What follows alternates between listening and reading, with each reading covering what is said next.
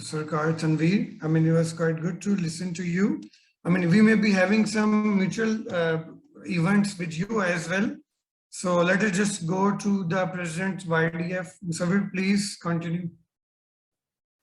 Thank you very much, Ehsan, for moderating the session. And first of all, I would like to thank Ambassador Dr. Shahid Amin Khan for joining us today, and my brother, head of International Workshop Platform, Halis Akzum, for joining along with your team. And thankful to Sarkar Tanveer Ahmed and Bangladesh Youth Parliament for joining us, and all other fellow participants, and especially to Hamad Siddiq.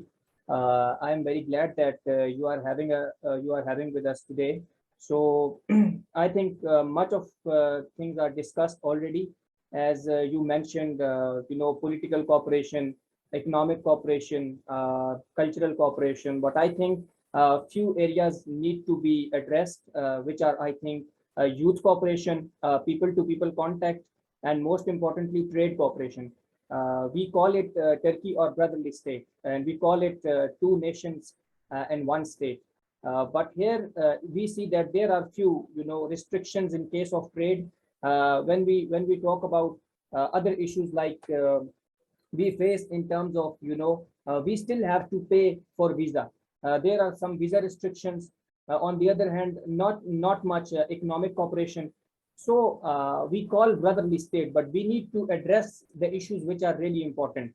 We have political cooperation, we have economic cooperation, we have cultural cooperation, but we need to focus on youth cooperation, cooperation between organizations, as this is the example right now, this online webinar that we have jointly organized with Turkish Youth Organization, International Workshop Platform, and Youth Diplomacy Forum.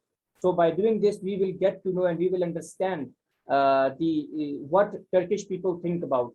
So we will get to know each other. So this will be helpful in, in establishing people-to-people contact.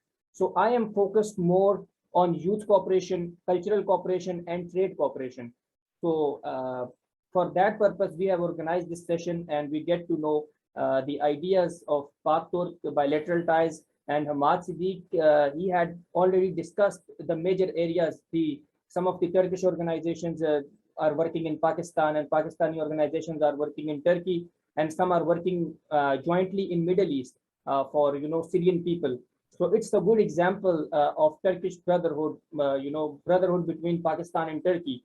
But I think we need to focus more. Turkey has provided us scholarships, as he already mentioned, Turkey Bursary. But the point is that do we really think that this is enough for us, only providing a scholarship? I think it's not enough. We have to move forward, and we can strengthen our cooperation by providing exchange programs, culture exchange programs, student exchange programs for for the youth of Turkey and Pakistan. So then we will be able to understand the traditions, values, norms, culture of both countries.